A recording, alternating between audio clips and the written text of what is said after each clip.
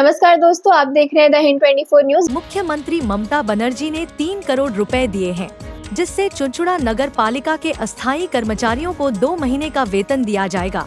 नगर पालिका की गतिरोध की स्थिति को लेकर बैठक के बाद चुनचुड़ा के विधायक असीत मजूमदार ने यह जानकारी दी। राज्य सरकार द्वारा यह राशि अग्रिम रूप में दी गई है, जिसे बाद में चुकाना होगा। साथ ही दिसंबर महीने का वेतन जनवरी में दिया जाएगा, जिसे नगर पालिका को ही व्यवस्था करनी होगी।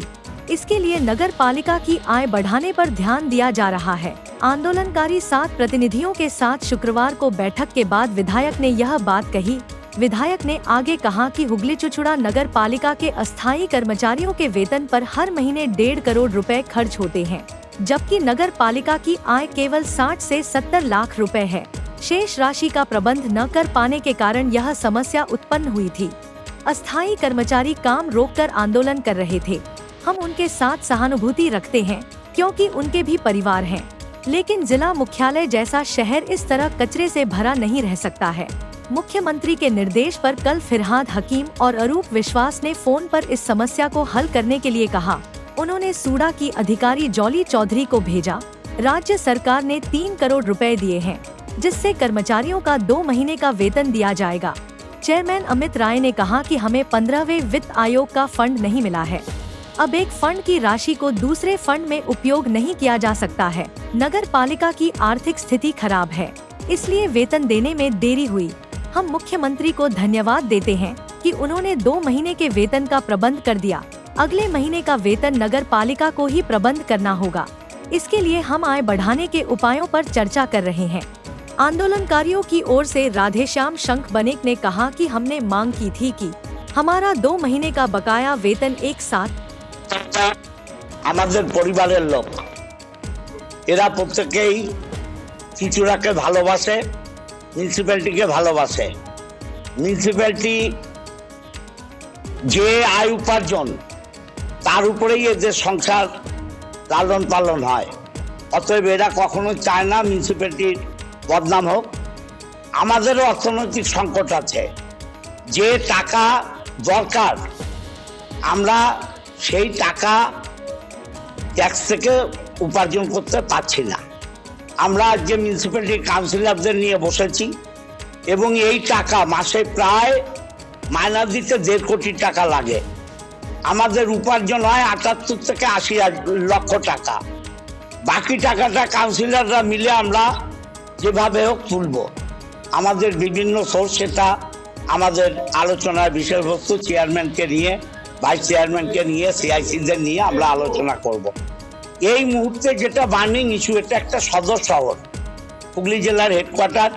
এখানে ডিএম থাকেন, পুলিশ কমিশনার থাকেন, ডিআইজি বর্ধমান রেঞ্জ থাকেন, সিএমএইচ থাকেন এবং ব্যাংক থেকে আরম্ভ করে সমস্ত হেডকোয়ার্টার। এরা যে আন্দোলন করেছে এটাও ন্যায্য, কারণ মায়না না পেয়ে পেট চলবে না। তো বাড়িতে ছেলে মেয়ে আছে, অসুখ বিসুখ আছে। এদের আন্দোলন কখনো অন্যায্য নয়। আমরা এই কর্মচারীদের পাশে থেকেও বলছি, পরপর সমস্যা নিয়ে এদের সাথে আলোচনা করব। এরা 7 জনের একটা টিম আমাদের দিয়েছে নাম, তাদের সাথে বসে পরপর চলবে। এদের যেটা ডিমান্ড ছিল, সমস্ত কর্মচারীদের 2 মাসের মায়না দিয়ে দিয়া। বাংলার মুখ্যমন্ত্রী মমতা বন্দ্যোপাধ্যায় এই কর্মচারীদের স্বার্থে 3 কোটি টাকা কর্মচারীদের দিয়েছেন 2 মাসের মায়না মেটাবার জন্য। ডিসেম্বরের মায়না আমাদের জোগাড় করতে হবে। সব সমস্যা মিটে এটা নিয়ে কি বলবেন? ব্যাপারও আস্তে সমস্যা বলতে আমাদের আগের সাথে এই বোর্ডের যেটা পার্থক্য হলো যে নতুন কতগুলো সরকারি বিধি দিচ্ছে। টাইট ফান্ডের টাকা আনটাইট ফান্ডে নিয়ে যাওয়া যাবে না, বা অন্য ফান্ডকে ডাইভার্ট করা যাবে না। সমস্যাটা এখান থেকে শুরু।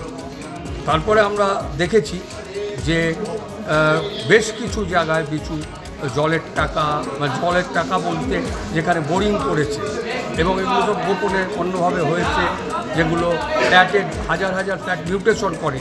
আমরা নতুন করে সিদ্ধান্ত নিচ্ছি বোর্ডের পক্ষ থেকে যে মিউটেশন না করলে সেই ফ্ল্যাটে আমরা কোনো অনুমোদন দেব না, এবং মিউটেশনের কাগজ পেলেই আমরা সেই ফ্ল্যাটের অনুমোদন দেবো, পুরো সবকটা যতগুলো ফ্ল্যাট থাকবে তার। এবং শুধু তাই না, এসিডিসিএলকেও চিঠি দেবো, এবং আমরা কোনো জলের লাইন, সে বোরিংই হোক বা কোনো আমাদের জলের লাইন করে রিজার্ভার করে রাখা, কোনোটাই অনুমতি দেবো না। দুই হচ্ছে, আমরা এসিডিসিএলকে চিঠি লিখব যে আপনারা আমাদের মিউটেশনের কাগজ, কেননা একটা লোককে আইডেন্টিফিকেশন, একটা বাড়ির আইডেন্টিফিকেশন হচ্ছে ট্যাক্স, সেই ট্যাক্সের রসিদ ছাড়া আপনি কাউকে লাইট দেবেন না। আমরা সেই চিঠিও এসিডিসিএলকে করে দিচ্ছি, যে এখন হয়ে গেছে, আগে যেগুলো পেয়ে গেছে সেগুলোকে আমরা অন্যভাবে দেখতে হবে, কিন্তু নতুন করে আমরা আর কাউকে লাইট জল দেবো না যতক্ষণ না টোটাল ফ্ল্যাটের মিউটেশন কমপ্লিট। এগুলো হয়েছে সিদ্ধান্ত। গতকাল